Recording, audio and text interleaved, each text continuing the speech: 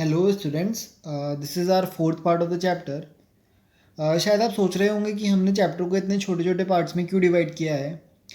Reason सिर्फ इतना सा है कि जब हम छोटे छोटे पार्ट्स को परफेक्ट कर लेंगे तभी बड़ा चैप्टर आसानी से हो जाएगा।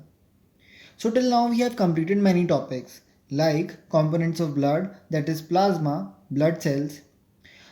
We talked about blood group systems like ABO system and RH system, and we have completed the basics about blood clotting or coagulation along with lymph. So today's topic are circulatory pathways and heart chambers. Now let us begin with circulatory pathways. Circulatory pathways represent the way in which blood flows inside an organism. There are two types of circulatory pathways, that is open and closed.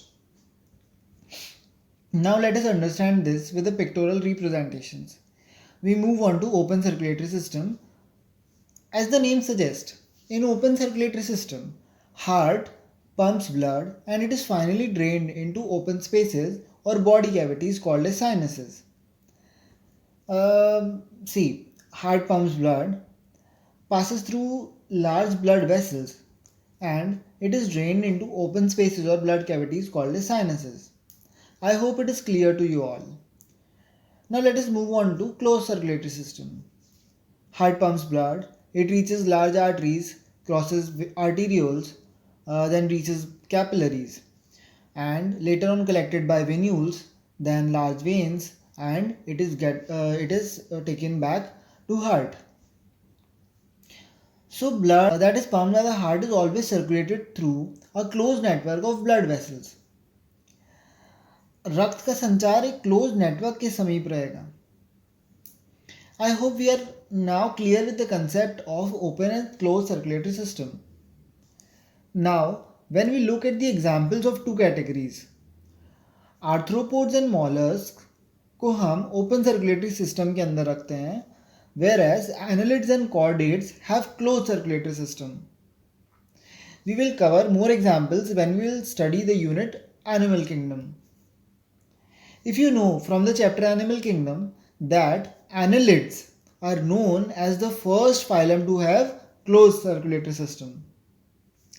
And by common sense, we know that this closed circulatory system is more advantageous than the open circulatory system because the flow of fluid, that is blood, is more precisely regulated. Let us begin with heart chambers now. But before we move on any further, kindly subscribe to our channel and press the bell icon below and like the video. There are three types of heart on the basis of number of heart chambers. This difference is basically because of evolution that has taken place due to high levels of energy requirements in higher organisms. The first one, that is two-chambered heart, found in fishes, has two chambers, an atrium and a ventricle. Now let us understand how it functions. Heart pumps deoxygenated blood. Blood is oxygenated by gills. Blood is supplied to body parts. Blood is converted to deoxygenated blood in tissues. And deoxygenated blood is returned to the heart. So this type of circulation is also called as single circulation, since there is single pathway that is taking place. Now we move to three-chambered heart. The three-chambered heart is found in amphibians and reptiles and it contains two atria and one ventricle. Except 23 species of crocodilians, that is alligators, crocodiles, gharials, caimans, because these have supposedly large bodies and require high energies. In this image, there is one ventricle and two atria, and both the atria are draining their blood in a single ventricle. Oxygenated blood is released from gills or lungs or skin and reaches left atrium. On the other hand, other body parts utilizes the oxygenated blood and release deoxygenated blood which then reaches right atrium. Both left atrium and right atrium drain the blood into single ventricle and the blood from both the atrium gets mixed.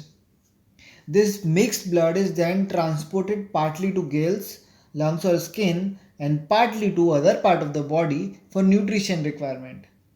So this was the circulatory pathway that works in a three-chambered heart.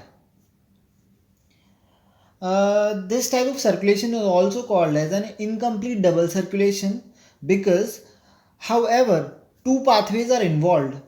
The oxygenated and deoxygenated blood gets mixed and reduces the efficiency. Now let us move forward to four-chamber heart. A four-chamber heart is seen in birds, mammals, and guess what? Yes, crocodiles. However, crocodiles is a reptile but it has got a four-chambered heart for better efficiency. Let us see how a four-chambered heart functions. Lungs oxygenate the blood. Lungs send the oxygenated blood to left atrium via pulmonary vein and then the left ventricle, which moves to aorta and then to body parts.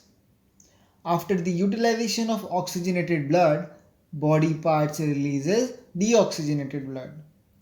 The deoxygenated blood then goes to right atrium and is finally drained to right ventricle. Through pulmonary artery, the blood reaches the lungs to get oxygenated again. This type of circulation is called as complete double circulation.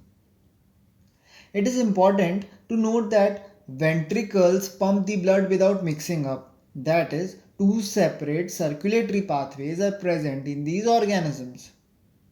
Thus, these organisms have complete double circulation. Most common example is of human heart. Others birds and crocodiles. Now we will see the human circulatory system in detail in the next part of the chapter. From left to right you can see that single circulation, incomplete double circulation and complete double circulation is shown. Thank you. Please share, subscribe the channel and for more such videos you can stay connected.